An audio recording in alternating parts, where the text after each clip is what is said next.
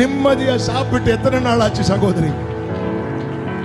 நிம்மதியா சாப்பிட்டு எத்தனை நாள் ஆச்சு சகோதரா? எத்தனை காலம் தான் சத்துரு உன்னை மிதிப்பான்? இன்னைக்கு கர்த்தர் தெளிவா பேசுறா. ஓ, நீ புசித்து மகிழ போற. நீ புசித்து மகிழ போற.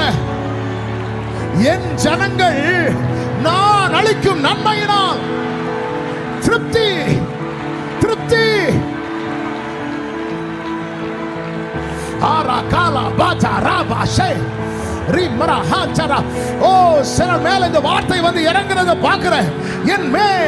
என் ஜனங்கள் நான் அளிக்கும் நன்மையினால் திருப்தி ஆவார்கள்.